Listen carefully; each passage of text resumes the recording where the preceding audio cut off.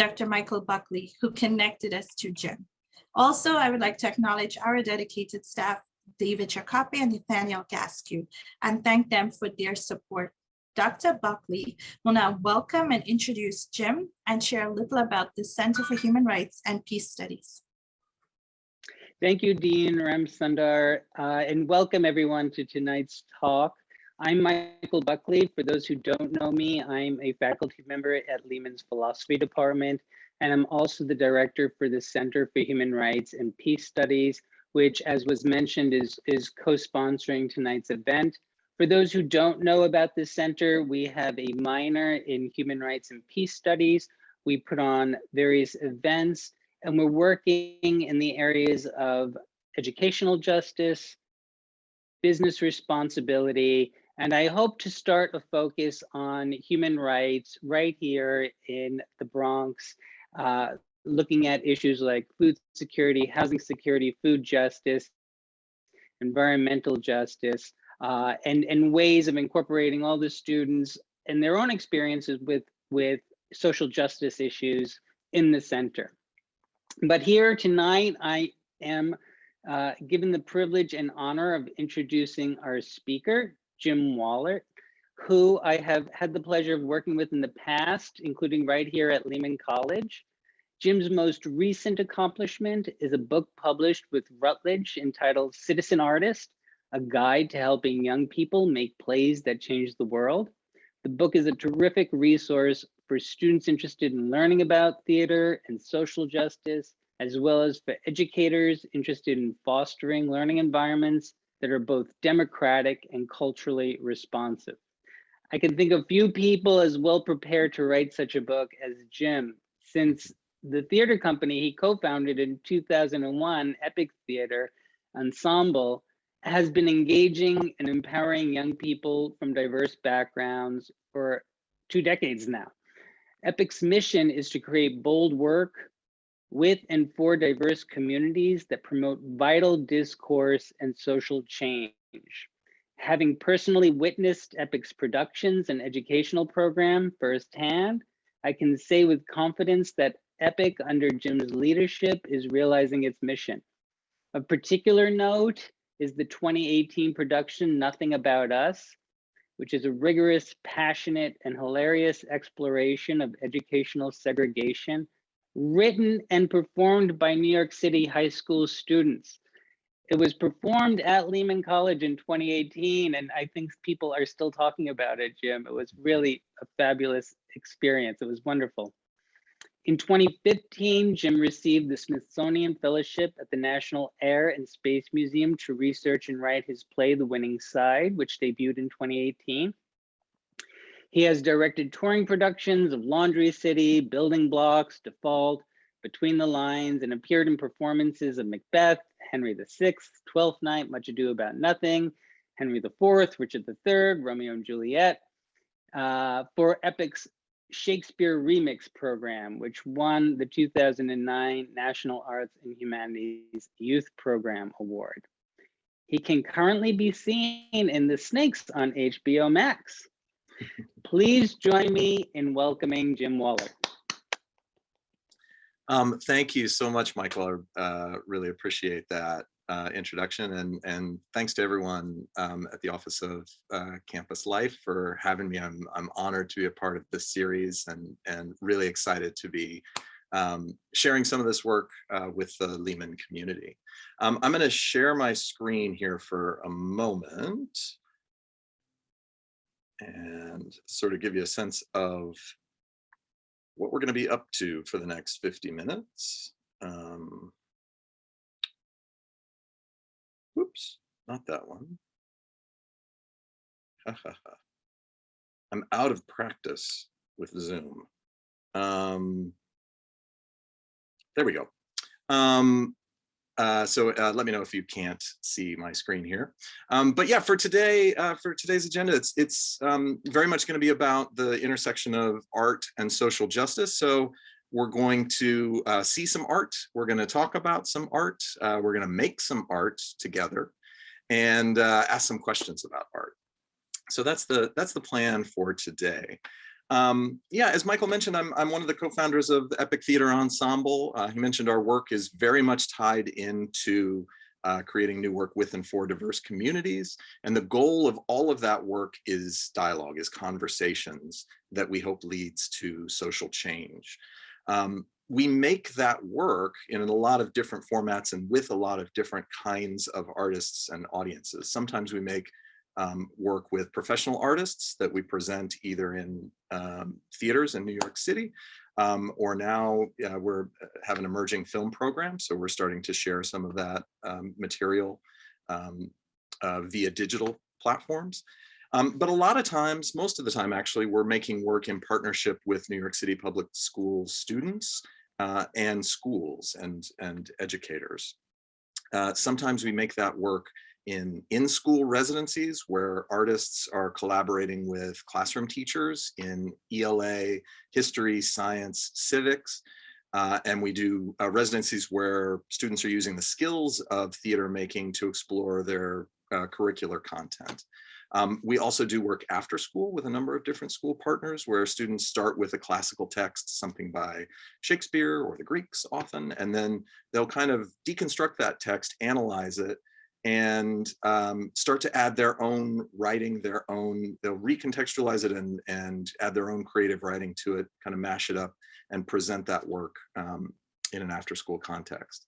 But the kind of the program and the work that I'm going to share a little bit with you today involves our youth ensemble, which is called Epic Next. These are students that self-select, these are high school students who self-select to work with us over the summer. And they begin a process where they are commissioned by university or community-based partners to focus on a specific aspect of education policy or pedagogy. As Michael mentioned, one of the topics that we've explored a lot is educational segregation. We've also looked at other topics like the trauma that can be caused from standardized testing and assessments.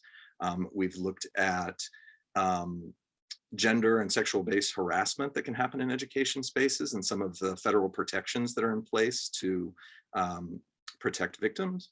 And we've also looked at culturally responsive education. And we're actually starting to branch out of education, specifically education issues, and look at other social justice issues as well. We have pieces right now that are about the relationship between housing policy and educational segregation and wealth inequality as well. But students are commissioned. Organizations come to us and want our student artists to respond to some of these topics. The students research that topic, they interview stakeholders. Those interviews are audio recorded and transcribed, and then they're woven together with their own original writing to create, for the first several years of our program, it was short plays, and now in the last couple of years, we're doing plays, but also films. And then we bring that material to content-connected audiences all around the United States and sometimes internationally. Again, our goal is about civic dialogue. So after every performance, the student artists, they facilitate a conversation with the audience about the questions and themes of the play. It really is sort of, these entire presentations are really run by the students when we're on tour. I sometimes say my role is more of like a roadie in that I drive the van. I'll run the sound system and I'll sell t-shirts afterwards, but it's really the students are the ones that are presenting the work and they're the ones that are leading the dialogue. And then, oops, get back into my screen here. Yeah, and this work has had a pretty large reach. We've been doing this particular program for 7 years. And these plays and films have received 225 performances in person and online in 30 cities, 3 countries for about 56,000 audience members. And it's the audiences, they're adult audiences. Occasionally we will present this work for students, but it's really about young people speaking to adults and decision makers about educational justice concerns, people like teachers, principals, superintendents, school board officials, education policy researchers, legislators. We actually had a presentation last month for about 90 attorneys at the Department of Justice Human Rights Division who are looking into some of certain questions about housing policy and its relationship to segregation. So yeah, it's really about how do we place young people and their art at the center of policy conversations. And again, the work is based on research, but sort of the beginning part of the work is really, it's about crafting an essential question. And I just have this quote here that I'll often share with the student creators before they begin their work from Elie Wiesel. In that word question, there's a beautiful word, quest. I love that word. We are all partners in a quest. The essential questions have no answers. You are my question and I am yours. And then there is dialogue. The moment we have answers, there is no dialogue. Questions unite people. So yeah, if your goal is really about creating dialogue that leads to social change, really embracing that idea and being excited by these really difficult, intractable questions is a great starting place. So I'm going to now share with you some of the work that was created. I'm going to share a few minutes from a piece called Default. This is a piece that was commissioned by the Public Good, which is a research center at Teachers College, Columbia University, in 2019. Again, our commissioning partners provide the topic and some areas of research, but it's really up for the students to figure out what question they're going to explore. So the topic, they were interested in having students look at the ethnic studies movement and as well as culturally responsive education.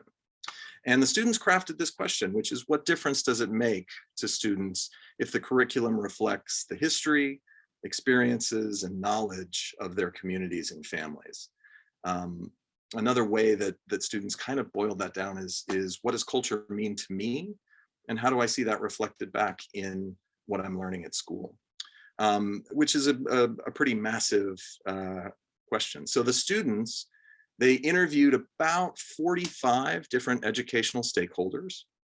Again, we audio recorded those, and it's what you're going to see, the excerpt you're going to see contains kind of both original student writing spurred by that research, but also you're going to see some verbatim interview excerpts that are interpreted and presented by the student artists. So I'm going to now share that with you here. So it's about a 12-minute excerpt of the piece Default. I should say also that this was created in 2020, about 3 weeks into lockdown. We were, really looking at, with COVID coming on, it was like, how can we continue to get that work out there? And so the students self-taped a lot of their pieces, and we edited this piece together. So we were able to continue touring on platforms like this and reaching audiences. So that's the piece, sort of the nature of the piece that you're going to see here. So I will share my screen. Let me know if you're having any trouble with any of the audio or the video.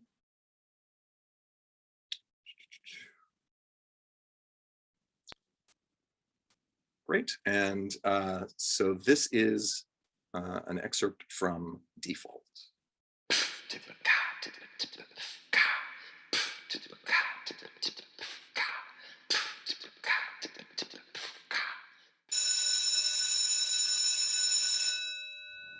Ma'am, can we talk? Can you come at another time? I'm busy making today's lesson plan. I've been trying really hard in U.S. history class and I'm still failing. Well, you don't turn in as much work as the other students. Oh, okay, but I've been talking to the other students and we agree that this curriculum doesn't exactly tell the whole story. Do you get any of this?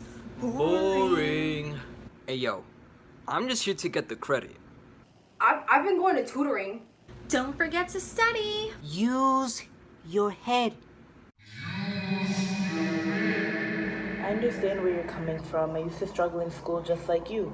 During PD, the teachers and I have been discussing the curriculum. Just throw out the curriculum. Kids these days, all they do is complain.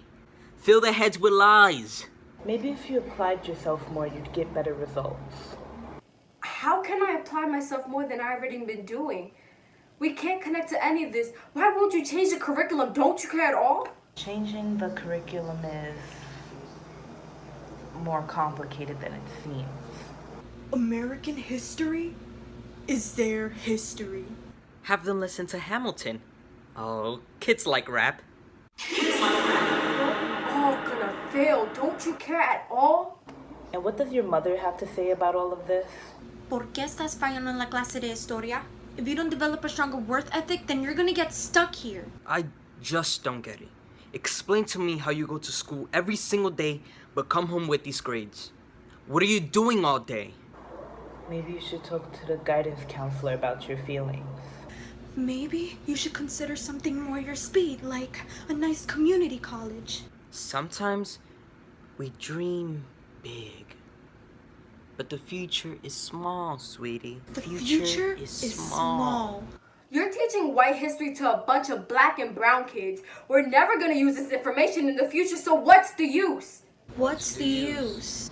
I have 170 students, 5 classes of about 34 each, and a stifling curriculum that limits my students' potential. So tell me, what am I supposed to do? Good morning, students of Oliver R. White High School. This is your principal, Michael Hicks, with an important announcement. Yo, what's good? This Friday we'll be celebrating Black History Month.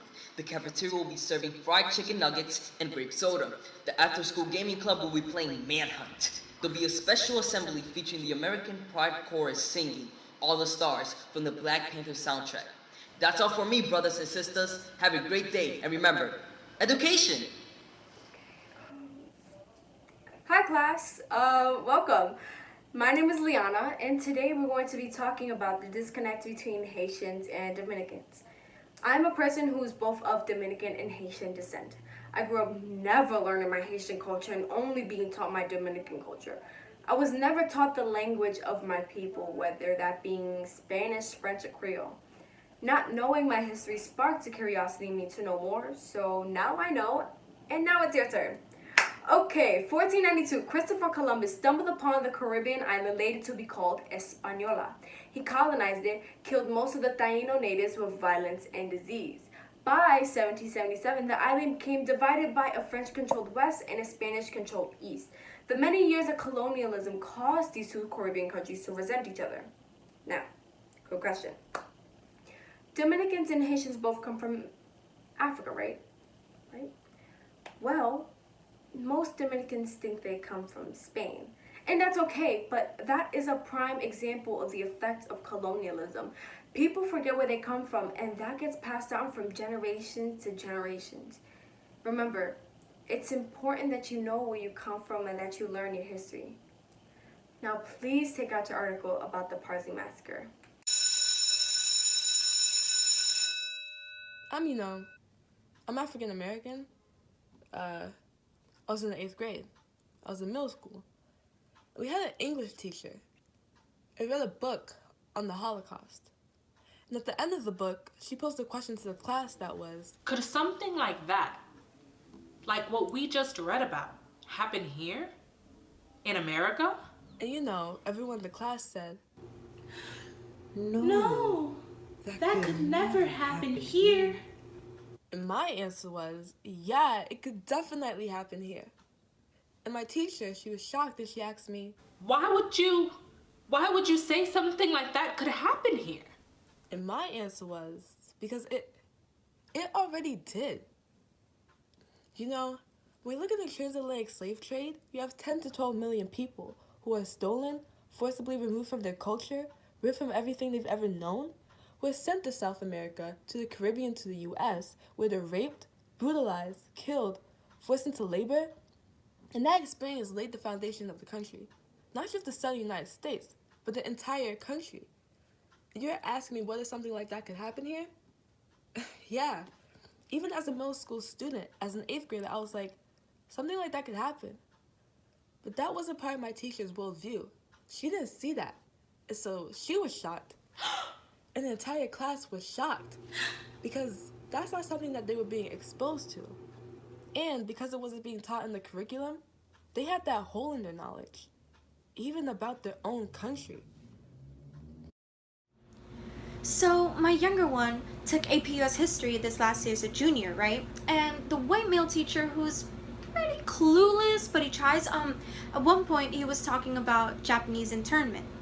And in his effort to be not culturally relevant, but he was trying to, so his big thing is he wants to present different perspectives on every issue, which is a good thing, so that you're not just looking at an issue from one perspective, right? But when you're talking about the Holocaust and also Japanese internment, he went down this road of... So, what could have been the benefit of concentration camps, whether it be the Japanese internment or the Holocaust in Germany? So, yeah, that's highly problematic. There are some things that have no benefits. And, okay, so I'm just gonna tell this story because, you know, we're like at this point. So I took this course called Prada, Chanel, Ferrari, right? And it was this idea of looking at fashion theory. And this professor, she was like this old Italian immigrant, right? So she was like this cute little white lady with this like pretty Italian accent. And we were talking about Muslim fashion because, you know, that's like a very significant portion of like the fashion industry. And she gave us a challenge, which I thought was super interesting, which was this idea of, so as a student, in order to develop empathy for another one's culture, wear a hijab around campus for 24 hours. Right. Right? So after she said that, I think about 5 hands went up, and these were like 5 students of color in the class. And you know, we ended up having this like 30-minute discussion where, you know, we told her, we're like not gonna do this. And like some of the white kids were just like, yeah, well, whatever. And it's this idea that like white people in this country really think they can do whatever the hell they want. Yeah. So, yeah, that's just one example of how these like white teachers and like white professors have like impacted our lives. And just imagine 200 students walking around a campus wearing hijabs. And like most of the students in that class were white students. Well, most of my school is white, so anyways, that's fun. So my son, he was in 1st grade, his teacher, a Caribbean woman, and they were teaching those poems that, you know, like that. Like it's a word, you do it the long way, and you use each letter to spell it out. It's called a thing, but I don't know. I remember she used Africa because black and brown school. Alright, so I go in there and I see the first A is for Africa, and I was like, well, that's not all that creative, but whatever. And the last one's AIDS. And I was like, now, however old 1st graders are, 6, 7, I was like, so then my kid comes home and asks me about AIDS, and I was like, well, this isn't a conversation I was expecting to have with you this young. And it was just so hurtful because 1, I had went to that elementary school and I had loved it, and 2, both of my parents had died of AIDS. And it was just so heart-wrenching that and it's just so, I can't. That 1, this was something that was now placed in the brains of like 6-year-olds. And then having to relive it myself, but then also being like, if this is your first time hearing about this entire continent, you now have an association between this entire continent and AIDS, right? Like we never do Europe and attribute it to the plague or smallpox. But I just like, how dare you? Like there are so many A words. It could have been awesome. It could have been amazing. It could have been artistic. It could have been so many things. But we go, because of the dark continent, right? We go to AIDS. And at some point, I was just like, F should have been for famine. R should have been for refugees. If we're going to do it, let's do it. But for 6-year-olds, Why aren't we filling them about places in the world with glee and excitement and curiosity versus fear? And then we're like, Americans don't travel, black people don't travel. Well, damn, y'all done spent 12 years telling us that everywhere we want to go got AIDS and they got wars and can't nobody eat in Ethiopia and there's flies and malaria. And well, why would I want to go there? I don't want malaria. And it was just so shocking. And this was from a black woman, a black Caribbean woman. So when I say like, we become the system and it's easy. Like, she's a veteran. She's been teaching for like 30 years. You become the system if you aren't careful. Even black and brown folks perpetuate systemic racism every day. We internalize it. You ain't got no choice. You've been drinking racism water since the day you were born. Right? And it was, I was blown away. I swear, I remember it on the board like it was yesterday, and it was all them years ago.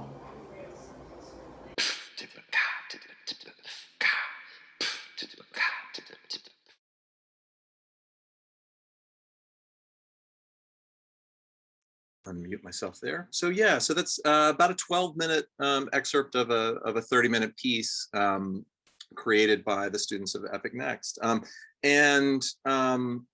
So the students, when they're facilitating the post-show conversation, will often begin it with what they call the epic question, and I'll just pose it to everybody on the Zoom here now. You can feel free to respond in the chat, which is, imagine that 2 weeks from now, one morning, you wake up and you find yourself thinking about that 12 minutes of material. What is it that you think will be going through your mind? Do you think is there a particular word or a phrase from that piece? Is there a moment? Is there a character? Maybe it's a question or an idea that piece kind of sparked within you. What do you think might possibly resonate over time? And again, it can be as simple as a word, a phrase, a moment. I'd love to collect a few of those in the chat from folks.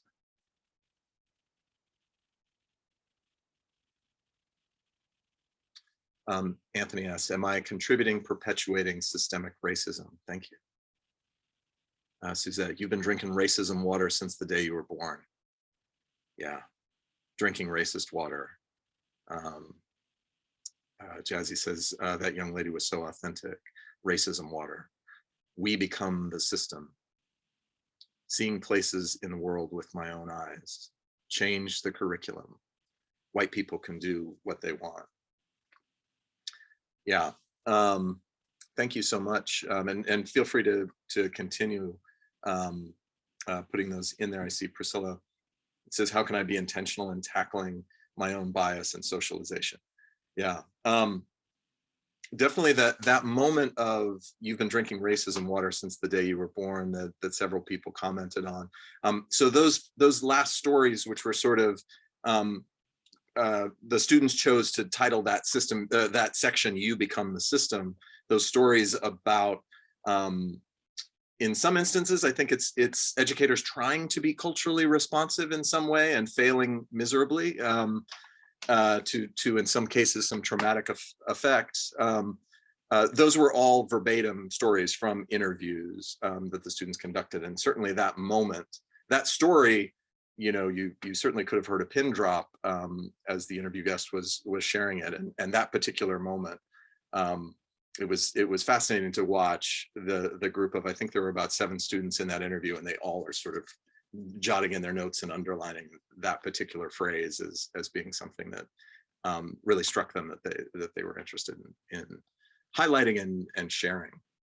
So thank you so much for that. What I would love to do, so again, the goal of our work, how we have shared default, it's the students see this piece as a piece for educators.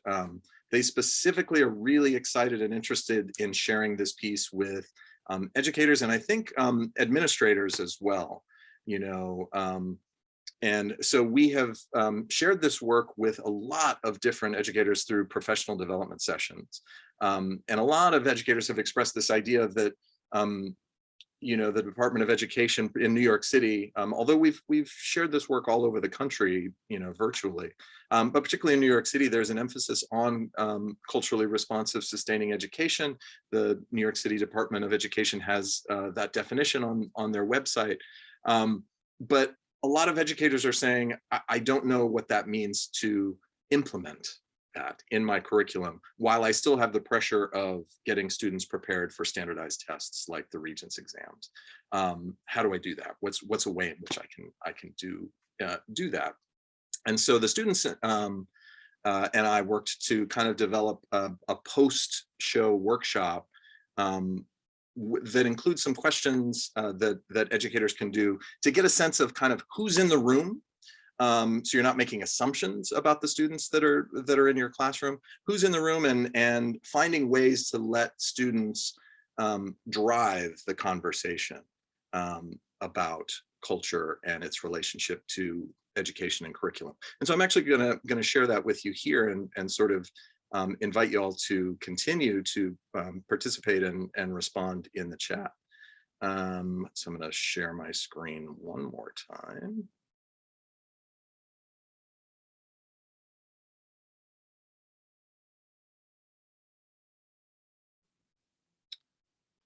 Okie doke. So as I mentioned before, a big question that the students have in the piece was this idea of what does culture mean to you? And actually in another scene later in the piece, you see a moment where the students portray an educator on the first day of class. And they pose these questions that I would love to pose to everybody in the chat. And one of the things that the students will mention to folks, they won't go so far as to define culture, but I think they will say that when in the context of these questions, when we're talking about culture, you can either reference aspects of culture that you feel you were born into, or also ones that you've chosen. So it's really leaving it up to folks to kind of define that word culture for themselves. And the first question, and again, feel free to respond in the chat, with what culture or cultures do you identify? And these can be a lot of different ones here. And I will do it with you.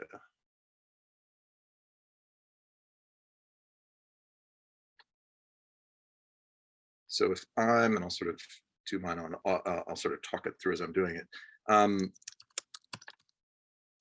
When I think about the cultures I was born into, my family hails from Ireland. So I definitely think of Irish American as being a culture with which I identify. I also think of artist culture as being one that I've, that's what I do for most of my days, hopefully. I'm also very much a Marvel comic book nerd. And that has become a huge part of popular culture these days, much to my delight. Yeah, so I'm gonna go with that. But feel free to respond. With what culture or cultures do you identify?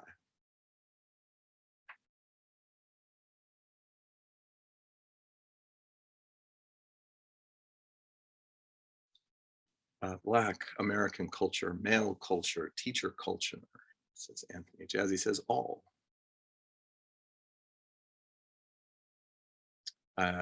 Lauren says, I identify with the Nuyorican culture experience. I'm proud to be Puerto Rican, but do not share many cultural experiences from the actual island. I'm also a high school ESL teacher. Yedalia, I hope I'm pronouncing that right. Apologies if I'm not, says Dominican American. Oh, thanks.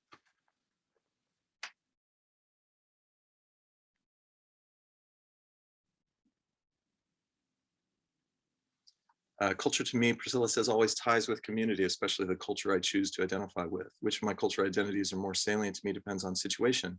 Dominican, educator, Latino, and woman culture. Great, thank you for that.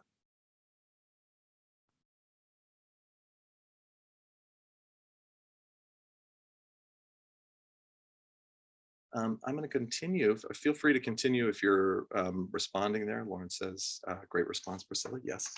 But I'm going to pose a second question. Feel free to continue thinking about and throwing into the chat your answer for the first one. The next one is, what's one thing you know about your culture? Doesn't have to be, anything particularly profound or deep or anything like that, or it can be. I would say when I finally visited Ireland, I was really struck by, I first visited Ireland in 2010. I was really struck by live music, the presence of that. And that was just a huge thing. You would just hear it whenever you were walking through Dublin or Kilkenny or some of those towns. And I recently actually visited it last year, visited Dublin again, and live music was banned at the time as part of their lockdown. And it was palpable. It was really striking. So I think that connection to Irish culture. But yeah, what's one thing you know about your culture? Food. Yes, it's a definite big cultural signifier there. I see Margie's, I hope I'm pronouncing that right. Colombian, Venezuelan, married to Haitian. Great. Music, yeah. Priscilla says music, food.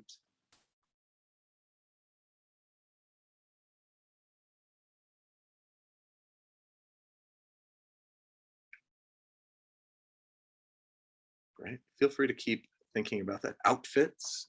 Okay, great. Thank you, Yawo. And here's the third question.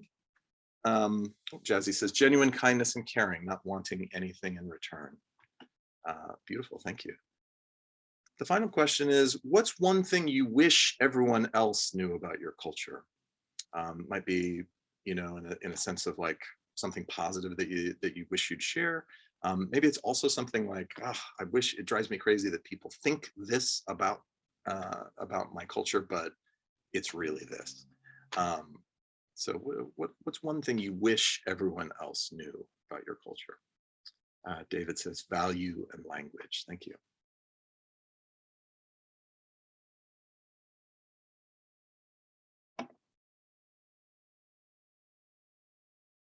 I would say, actually, I didn't put in there before, one of the things that I often say about my culture, I'm also from Kansas originally. And the one thing I wish everyone else knew about culture is that there is more to the state of Kansas than The Wizard of Oz. It's very little like The Wizard of Oz, the film. And that's one of those things like, okay, yeah. Margie says, the beauty of the country and the people. Thank you.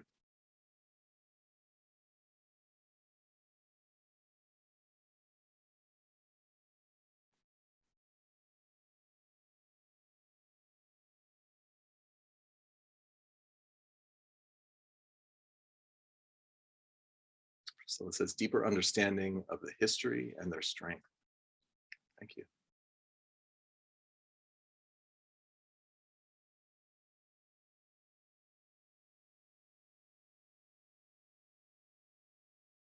Alicia says community. David says our history and legacy to the world. Thank you.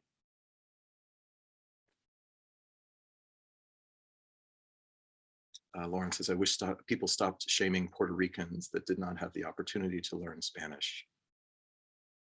That is, Lauren, it's amazing that you said that. Thank you for sharing that. There is a piece in Default by one of the student creators who talks about that very thing, who talks about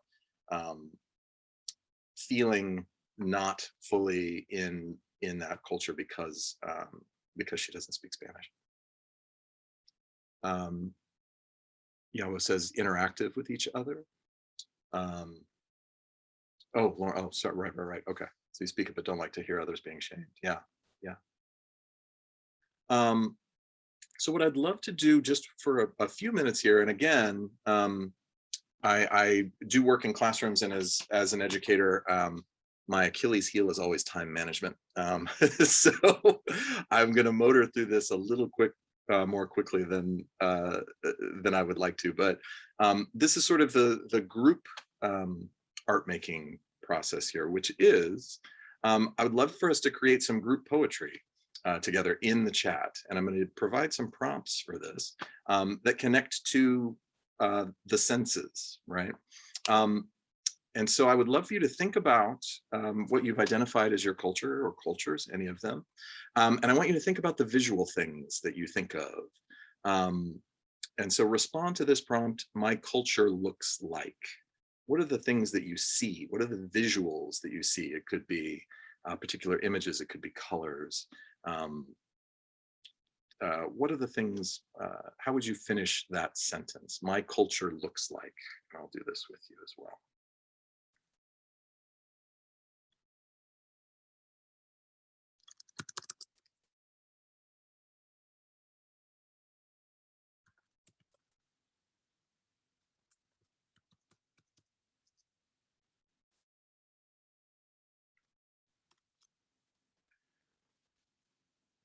Lucian says laughter, rolling green hills.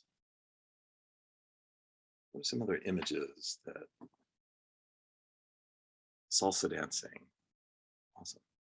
A lighthouse, amazing. Vibrant colors, perennial, crowded city streets, awesome. Again, I'm moving much too quickly through this. Please do continue to fill the chat with these. Get those images in there. Arts, beauty, beaches, big mountains, flowers, amazing. But you can also shift now your thinking to another sensory, which is my culture sounds like. What are the sounds that you think of when you think of these cultures? And it can be artificial. They could be, music. It could be things like that. It could also be sounds of nature.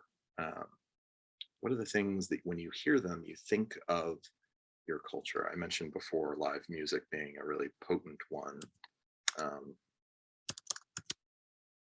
I think of loud dinner tables with family and friends, joy, shouting from the fire escapes, laughter of proud parents, bass shaking reggae on Sunday evening. Yes.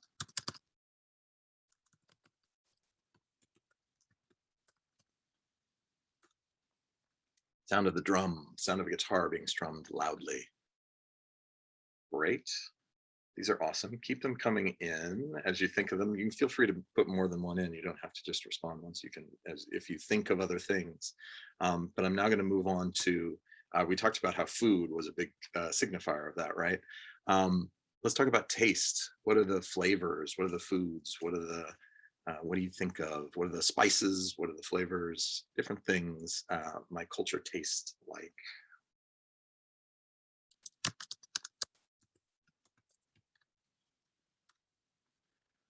Adobo and sofrito, oregano, garlic, salt and vinegar, a loud cold wind blowing your hair. Wow, amazing, amazing. Other flavors, garlic, onions, awesome. Grandma's love. Thank you, Lucian, love that.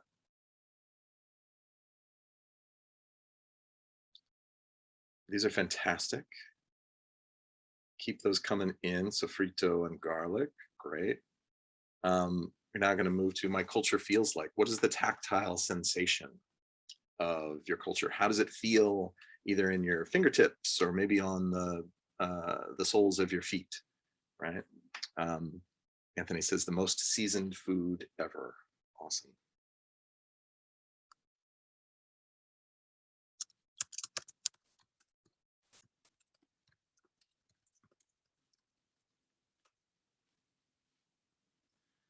Warm hug and a slap on the back. Proud, happy, friendly, intense, and colorful. Warm, blanket.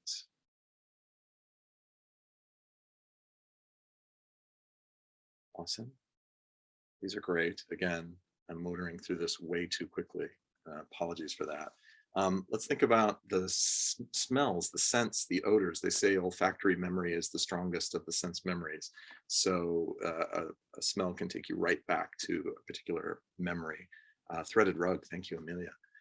What are the smells? What are the scents? What are the fragrances that make you think of your culture?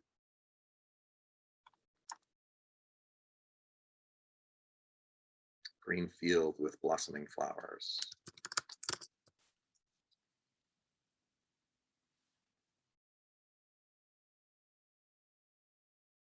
Some of these might connect to what have been said before. I'm assuming some of these tastes that you're thinking about, there may also be smells connected with those. Hot chocolate, café con leche.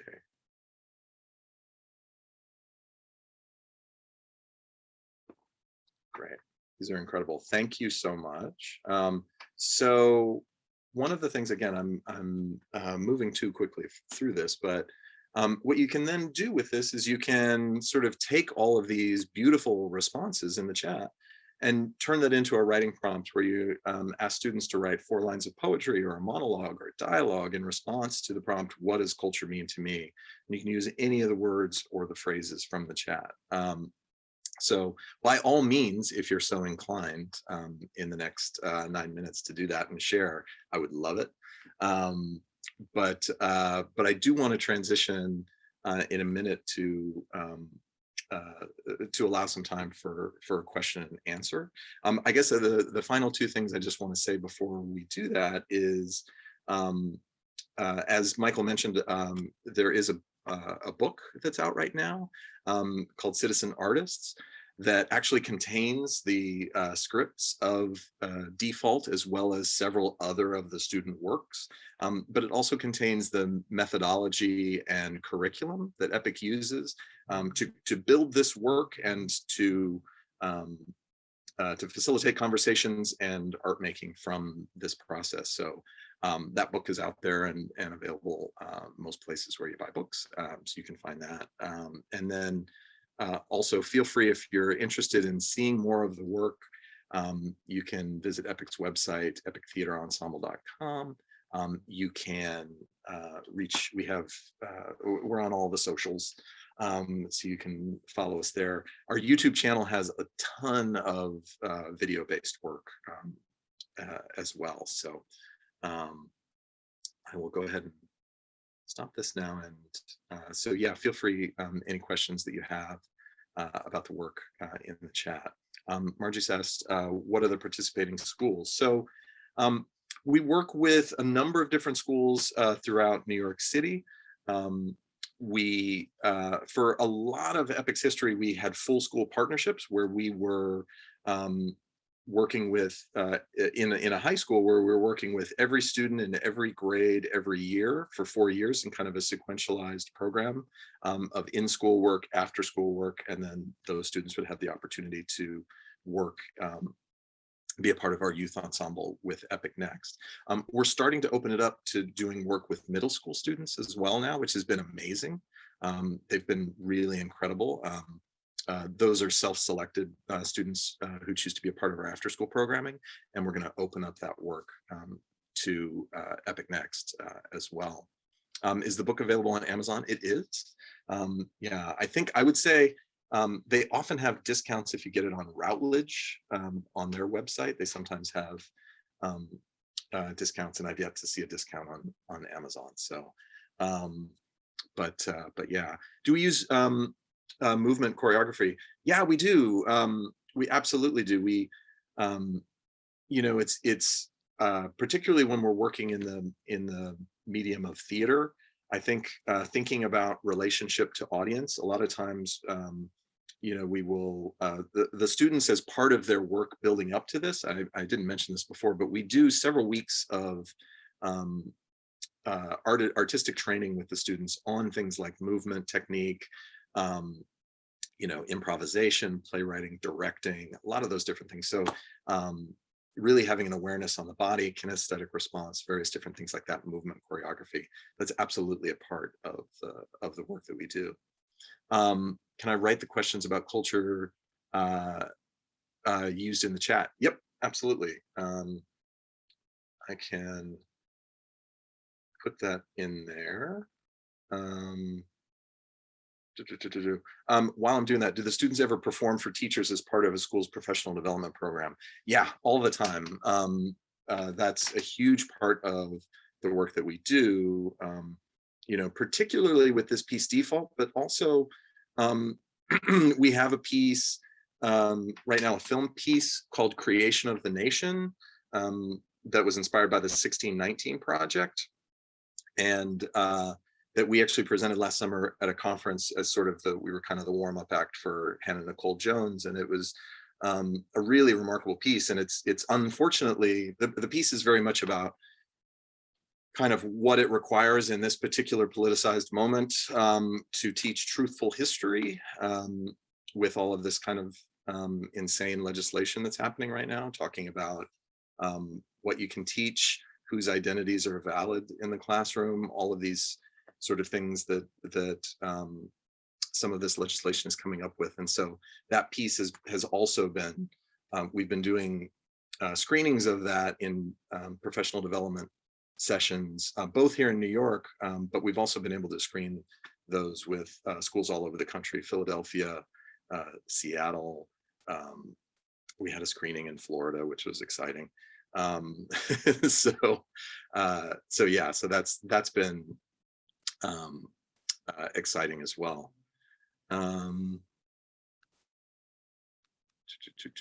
Yeah,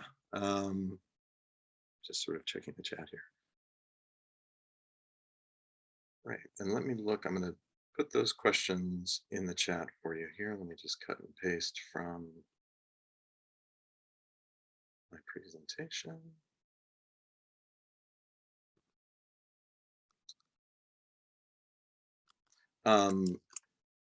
This particular lesson and those questions are also in the book as part of, there is a chapter about culturally responsive sustaining education and how to create a classroom like that where students' identities is really a source for learning. It's not an impediment to learning. It's not a thing that is accepted or tolerated. It is a source of student learning. So yeah, and I think we've sort of found that that teachers have really responded to these particular 3 questions as a great place to start, as a great place to sort of start some of those conversations in classrooms.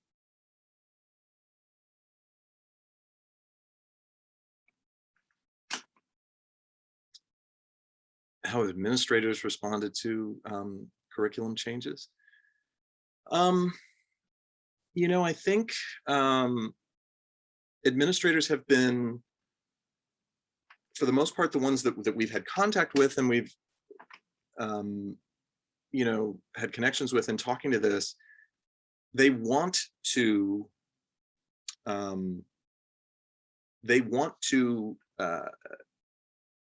embrace these ideas of teaching culturally responsive, teaching of student identity being a driving force for learning in the classroom.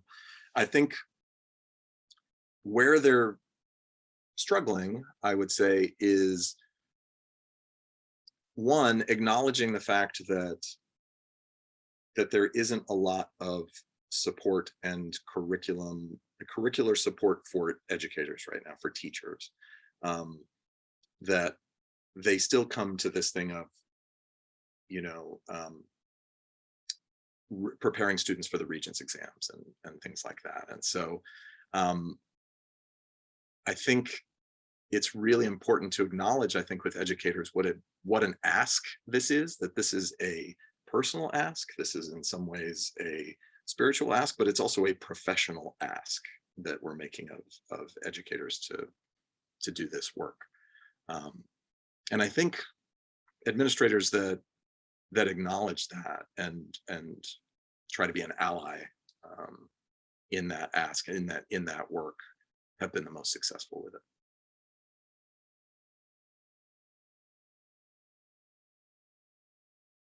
Great. Well, I think we're at time, but I just want to thank you all so much for participating in this so fully and sharing all of your ideas and your artistry with me here. This was really wonderful, and I want to thank everyone for letting me share this time with you. I really appreciate it.